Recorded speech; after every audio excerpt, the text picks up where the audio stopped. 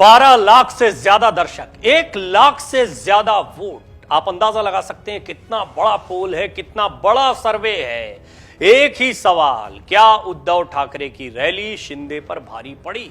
यह सवाल महाराष्ट्र की सियासत में गूंज रहा है। दोनों खेमे इस सवाल का इंतजार कर रहे हैं और सोशल मीडिया पर 1 लाख से ज्यादा लोग अपनी राय इस पर रख चुके हैं। अमर उजाला ने यह सबसे बड़ा पोल किया। जी हां, अभी तक का सबसे बड़ा पोल है महाराष्ट्र पर। 1 लाख से ज्यादा वोट यानी एक बहुत बड़ा सैंपल साइज है और लगातार इस पर लोग अपनी पोलिंग करते जा रहे हैं। इस पोल से बहुत स्पष्ट हो जाता है कि किसकी रैली में कितना दम देखने को मिला। कम से कम सोशल मीडिया यूजर्स के लिहाज से तो एक अंदाजा लगाया जा सकता है और नतीजे चौंकाने वाले हैं। जी हां, उद्धव ठाकरे ने शिवाजी पार्क में अपनी रैली की तो बीकेसी के एमएमआरडीए मैदान पर एकनाथ शिंदे ने अपनी रैली की। दोनों ने अपनी ताकत को दिखाने की पुरजोर कोशिश की। शिवाजी पार्क वो जगह है जहां पर शिव सैनिक स्वतः पहुंचते हैं, अपने आप पहुंचते हैं। बाला साहब ठाकरे की 6 दशक पुरानी परंपरा है और ठाकरे परिवार शिवसेना की एक विरासत है जो जुड़ी हुई है शिवाजी पार्क से। यहां पर एक बार फिर बड़ी तादाद में 1 लाख से ज्यादा लोग यहां पर पहुंचे, ये एक अनुमान लगाया जा रहा है। इतनी ही तादाद में लोग, और दावा तो किया जा रहा है कि 2 लाख लोग पहुंचे बीकेसी मैदान में, लेकिन उसकी क्षमता ही 1 लाख के आसपास है, इसीलिए थोड़ा सा ये ज्यादा लगता है आंकड़ा बताया जाना कि 2 लाख लोग पहुंचे होंगे। 1 लाख से ज्यादा लोग बीकेसी मैदान पर भी पहुंचे। दोनों ने लोगों के लिहाज से अपनी ताकत को दिखाया, लेकिन बात समझने जैसी है। समझने जैसी इसलिए है क्योंकि एकनाथ शिंदे इस वक्त महाराष्ट्र के मुख्यमंत्री हैं। ताकत, प्रशासन उनके साथ में है, बीजेपी उनके साथ में खड़ी हुई है। ठाकरे परिवार का वो सारा कुनबा जो उद्धव ठाकरे से नाराज है उसको अपने मंच पर लेकर आ गए एकनाथ शिंदे और ये भीड़ दिखाई। उद्धव ठाकरे जो पूरी तरह से हाशिए पर देखते हैं, सत्ता गवा चुके हैं, पार्टी हाथ से निकलती दिख रही है, उसके बावजूद लोग उनके पीछे खड़े हुए हैं, उनके साथ में खड़े हुए हैं। बहुत बड़ी तादाद में शिवाजी पार्क में लोग इकट्ठा हुए और रैली के ये दृश्य स्पष्ट करते हैं कि अब भी शिव सैनिकों की बड़ी आस्था उद्धव ठाकरे के साथ टिकी हुई है। इस बात से इनकार नहीं किया जा सकता है कि एकनाथ शिंदे का जो डर है कि क्या उनकी बगावत से कई शिव सैनिक नाराज हैं, वो सच होता दिखाई दिया शिवाजी पार्क में। अब बात करते हैं इस पोल की। ये बात मैंने आपसे क्यों कही, इस बात को कहने का एक बहुत मजबूत आधार है ये सबसे बड़ा सर्वे जो हमने किया। जी हां, 1 लाख से ज्यादा वोट, ये एक बहुत बड़ा सैंपल साइज होता है और इसमें 80% लोगों का, 80% लोगों का मानना है कि उद्धव ठाकरे की रैली शिंदे की रैली पर भारी पड़ी है। जी हां, ये एक बहुत बड़ा खुलासा है, एक बहुत बड़ी जानकारी है कि उद्धव ठाकरे की रैली एकनाथ शिंदे की रैली पर भारी पड़ी है। इस बात को अब पुरजोर तरीके से इसलिए कहा जा सकता है क्योंकि 1000 2000 नहीं, 1 लाख से ज्यादा लोगों ने एक्टिवली इसमें वोटिंग की। सवाल था क्या उद्धव ठाकरे की रैली शिंदे पर भारी पड़ेगी, और इसके जवाब में 80% लोगों ने हां में जवाब दिया है। 80% लोगों का मानना है कि जी हां, उद्धव ठाकरे की रैली एकनाथ शिंदे की रैली पर भारी पड़ी है। अब इन दोनों रैलियों को समझ लेते हैं। रैली आपने लगातार अमर उजाला के माध्यम से देखी है, अभी भी देख रहे हैं। इस रैली के जरिए आपको स्पष्ट हो गया किन किन बिंदुओं पर वार पलटवार देखने को मिला है, दोनों कैसे आमने सामने आए हैं। पहले ही हमने आपको बताया था मुख्य मुद्दे होंगे गद्दारी का मुद्दा जो उद्धव ठाकरे उठाएंगे। वो कहेंगे कि एकनाथ शिंदे गद्दार हैं, बगावत की है, पीठ में छुरा भोंका है और बीजेपी एक बड़ी साजिश रच रही है शिवसेना को खत्म करने की।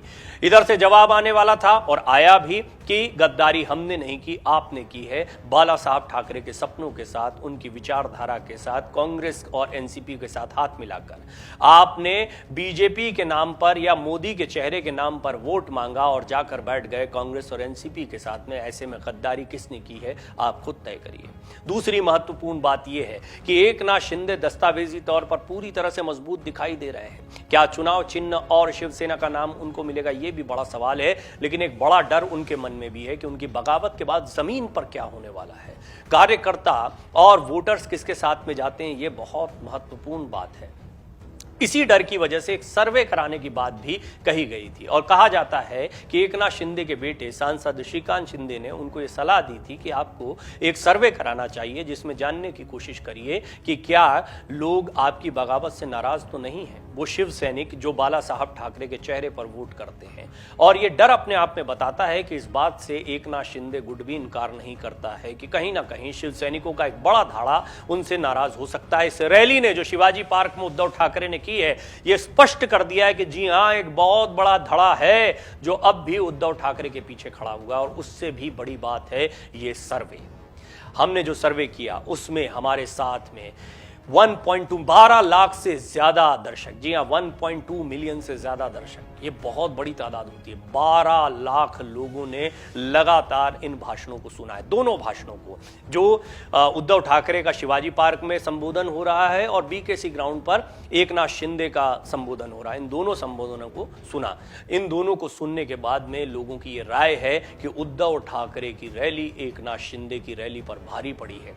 1 लाख से ज्यादा वोट, ये सचमुच में रोमांचित करने वाला है। इसलिए क्योंकि इतना बड़ा पोल अभी तक नहीं हुआ, ये ऑनलाइन सबसे बड़ा पोल आप कह सकते हैं। अमर उजाला ने इस पोल को आपके सामने रखा और इसमें 1 लाख से ज्यादा दर्शकों ने अपना वोट किया है। 80% लोगों का मानना है कि उद्धव ठाकरे की रैली एकनाथ शिंदे की रैली पर भारी पड़ी है।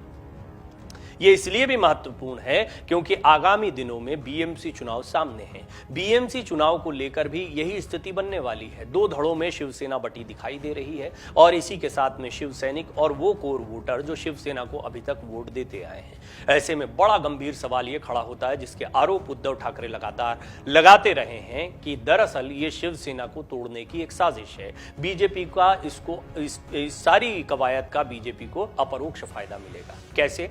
अगर 2 गुटों में शिवसेना के वोट बढ़ते हैं तो बीजेपी को फायदा मिल सकता है। जैसे जैसे शिवसेना कमजोर होगी बीजेपी मजबूत हो सकती है। बीजेपी की एक ख्वाहिश है कि वो सिर्फ महाराष्ट्र में नहीं बल्कि देश के हर हिस्से में अपने दम पर खड़ी हो। यही बात है कि एक एक करके उससे कई सहयोगी दल छिटकते जा रहे हैं। बिहार एक बहुत बड़ा उदाहरण है, जहां पर जनता दल यूनाइटेड के साथ गठबंधन में वो सरकार चला रहे थे, लेकिन बाद में फिर महागठबंधन का प्रयोग वहां पर हो गया, बीजेपी सत्ता से बाहर हो गई। महाविकास आघाड़ी एक ऐसा ही प्रयोग था जो पहले हुआ और उसके बाद में महाविकास आघाड़ी में जो टूट फूट हुई, खासतौर पर शिवसेना की फूट के बाद में महाविकास आघाड़ी की सरकार गिर गई। बीजेपी एक बार फिर शिंदे गुट के सहयोग के साथ सत्ता में आ गई। हालांकि इस बार मुख्यमंत्री बनाए गए एकनाथ शिंदे। उद्धव ठाकरे ने एक बार फिर अपने मंच से ये बात कह दी कि उनके साथ 2.5 साल का ये वादा अमित शाह ने किया था कि 2.5 साल हमारा मुख्यमंत्री रहेगा और 2.5 साल आपका मुख्यमंत्री रहेगा। इस बात से अमित शाह अपनी मुंबई यात्रा के दौरान इनकार कर चुके हैं। उन्होंने कहा था, मैं बंद कमरे की राजनीति में विश्वास नहीं रखता हूं, जो कहता हूं खुलकर कहता हूं, मैंने ऐसी कभी बात नहीं कही।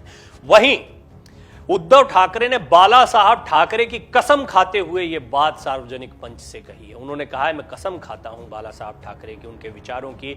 उन्होंने कहा कि ये सारी बातें मुझसे कही गई थी, मुझसे वादा किया गया था कि 2.5 साल दोनों का मुख्यमंत्री रहेगा। जब इस वादे पर बीजेपी खरी नहीं उतरी, एक बार फिर देवेंद्र फडणवीस मुख्यमंत्री बनने वाले थे, तो बीजेपी को करारा जवाब देने के लिए, उनके दबाव को दूर करने के लिए हमें महाविकास आघाड़ी के साथ जाना पड़ा। ये इसीलिए बताना पड़ रहा है क्योंकि एक बहुत बड़ा सवाल है। उन लोगों के सामने सवाल गया जिन्होंने कांग्रेस के खिलाफ शिवसेना को वोट किया था। प्रधानमंत्री मोदी और बाला साहब ठाकरे के पोस्टर्स पर चेहरे थे, उसके आधार पर जो वोट किया गया था उसके साथ धोखाधड़ी हुई। एकनाथ शिंदे बार बार ये आरोप लगा रहे हैं। इस आरोप में दम भी दिखाई देता है कि जिनके खिलाफ आप लड़े थे उनके साथ आपने सरकार क्यों बना ली। बड़ी बात यह है कि भूलना यह नहीं चाहिए कि इसी बीजेपी ने एनसीपी के साथ मिलकर भी सरकार बनाने का प्रयास किया था। तो इस बात से इनकार नहीं किया जा सकता है कि जो काम बाद में उद्धव ठाकरे ने किया या जो काम सरकार बनाने के लिए उद्धव ठाकरे कर रहे थे, वो प्रयास खुद देवेंद्र फडणवीस ने किया। अजीत पवार का एक गुट उनसे आकर मिल गया था, डैमेज कंट्रोल कर लिया था शरद पवार ने और इसके बाद में वो ये सरकार नहीं बन पाई थी देवेंद्र फडणवीस की और उद्धव ठाकरे महाविकास आघाड़ी की सरकार बनाने में कामयाब हुए थे। हालांकि इसके पीछे दिमाग शरद पवार का माना जाता है। बहरहाल अब एक बार फिर इस पोल की बात करते हैं, इस पोल के मायने समझने की कोशिश करते हैं। सोशल मीडिया टीम्स दोनों ही तरफ से काम कर रही हैं। ऐसा नहीं है कि एकनाथ शिंदे के पक्ष में वोट नहीं होता है या एकनाथ शिंदे के पक्ष में कोई कमेंट्स नहीं आते हैं। उनके भी कार्यकर्ता हैं, उनकी भी आईटी सेल है और वो सत्ता में है। बीजेपी भी उनको सपोर्ट कर रही है, लिहाजा उनकी ताकत ज्यादा देखने को मिलनी चाहिए। इसके बावजूद अगर सेंटिमेंट्स उद्धव ठाकरे के साथ जुड़ते दिखाई देते हैं, ज्यादातर वोटर्स इस बात को कहते हैं कि उद्धव ठाकरे की रैली शिंदे पर भारी पड़ी है, तो इस बात के गहरे मायने हैं। सबसे महत्वपूर्ण बात यह है कि उद्धव ठाकरे को लेकर एक सहानुभूति की लहर देखने को मिल रही है। दशहरा रैली के पहले भी देखने को मिल रही थी। एक बड़ी वजह मानी जा रही है कि एकनाथ शिंदे ने सुप्रीम कोर्ट में चुनौती नहीं दी हाई कोर्ट के फैसले को कि वो शिवाजी पार्क में रैली करें या ना करें। ये बात सही है कि एकनाथ शिंदे नहीं चाहते थे कि उद्धव ठाकरे की रैली शिवाजी पार्क में हो, इसके लिए उन्होंने भरसक कोशिश की। हालांकि पहले ही उद्धव ठाकरे का गुट अपनी एप्लीकेशन बीएमसी में लगा चुका था। पहले आओ पहले पाओ के नाते यदि किसी को परमिशन मिलती तो वो उद्धव ठाकरे ही होते। बेशक एकनाथ शिंदे ने भी अपनी एप्लीकेशन लगाई थी, उनकी ताकत होने के बावजूद बीएमसी ऐसा नहीं कर सकती थी, लिहाजा दोनों की एप्लीकेशन को होल्ड करके रखा गया। इस बीच में बीकेसी मैदान पर पहले एप्लीकेशन लगा चुके थे एकनाथ शिंदे।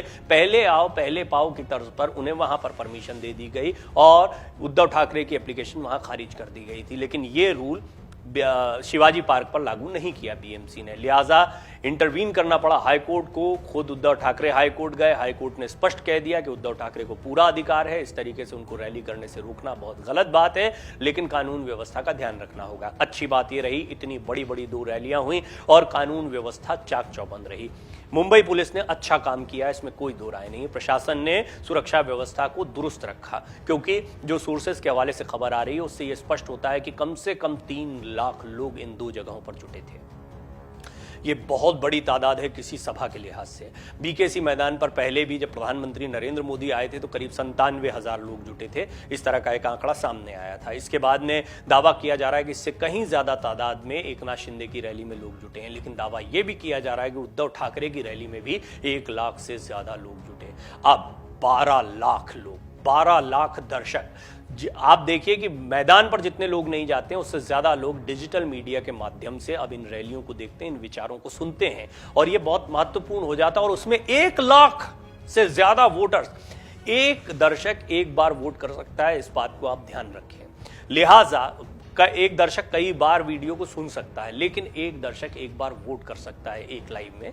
और इस ऑनलाइन पोल में अगर 1 लाख से ज्यादा लोग वोट करते हैं तो यह माना जा सकता है कि एक बहुत ही इंपॉर्टेंट, बहुत ही महत्वपूर्ण सैंपल साइज है, और यह बहुत जेन्युइन सैंपल साइज भी दिखाई देता है। सोशल मीडिया पर इस तरह की कोई गुंजाइश नहीं होती कि कोई इसमें फेरबदल किया जा सके या किसी तरह की कोई ट्रिक खेली जा सके। लिहाजा ये एक बहुत ही महत्वपूर्ण पोल माना जा रहा है। अमर उजाला का ये सबसे बड़ा पोल रहा। 1 लाख से ज्यादा लोगों ने एक्टिवली इसमें अपने वोट किए हैं और 80% लोगों का मानना है कि उद्धव ठाकरे की रैली शिंदे गुट की रैली पर भारी पड़ी है, और ये बड़ी बात है। इससे यह स्पष्ट संकेत जाता है कि सहानुभूति कहीं ना कहीं उद्धव ठाकरे के साथ देखने को मिल रही है। अब देखना होगा कि सोशल मीडिया पर या मैदान पर जो भीड़ जुटती है क्या वो वोटों में तब्दील होती है। उद्धव ठाकरे इन चीजों को किस तरीके से अपनी जो असली शिवसेना की लड़ाई इस वक्त चुनाव आयोग के सामने है उसके दौरान कैसे रखते हैं। शिवसेना की लड़ाई को समझना चाहिए। दरअसल शिवसेना की लड़ाई में दस्तावेजी तौर पर एकनाथ शिंदे बहुत मजबूत दिखाई देते हैं। विधायकों का, सांसदों का, पार्षदों का, प्रदेश प्रभारियों और अध्यक्षों का साथ पूरी तरह से एकनाथ शिंदे को मिला हुआ है। उद्धव ठाकरे पूरी तरह से अकेले दिखाई देते हैं। उनके पास एकमात्र चारा है कि उनके साथ में ब्लॉक स्तर के कार्यकर्ता या फिर असली शिवसैनिक कितनी तादाद में जुटे हुए हैं।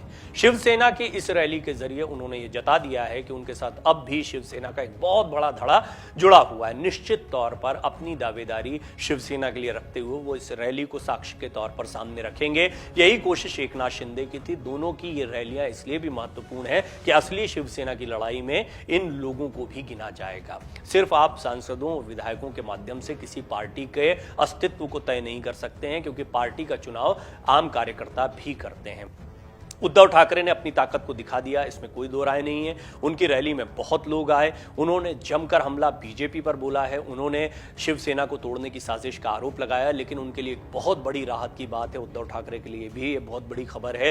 ये जो ऑनलाइन पोल हुआ है, ऑनलाइन सर्वे हुआ है, इसमें 1 लाख से ज्यादा वोटर्स का उतरना ये स्पष्ट करता है कि किस तरीके से सेंटिमेंट्स हाई हैं उद्धव ठाकरे को लेकर, उद्धव गुट को लेकर। और 80% लोग, इन 1 लाख से ज्यादा लोगों में 80% से ज्यादा लोग ये मानते हैं कि उद्धव ठाकरे शिंदे पर भारी पड़ रहे हैं। क्या वो चुनाव आयोग में लड़ाई के दौरान भारी पड़ पाएंगे? क्या चुनाव चिन्ह उनको मिल पाएगा? क्या उनको वोट्स भी मिल पाएंगे? इसी तरीके से ये बहुत बड़े सवाल हैं जिनका जवाब आने वाले दिनों में मिलेगा। लेकिन फिलहाल ये सर्वे तो इसी ओर इशारा कर रहा है कि उद्धव शिंदे पर भारी पड़े।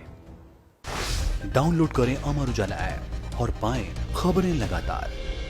अगर आप ये वीडियो YouTube पर देख रहे हैं तो हमारे चैनल को सब्सक्राइब करें और बेल आइकन को दबाना ना भूलें। अगर आप Facebook पर ये वीडियो देख रहे हैं तो हमारे पेज को लाइक करें।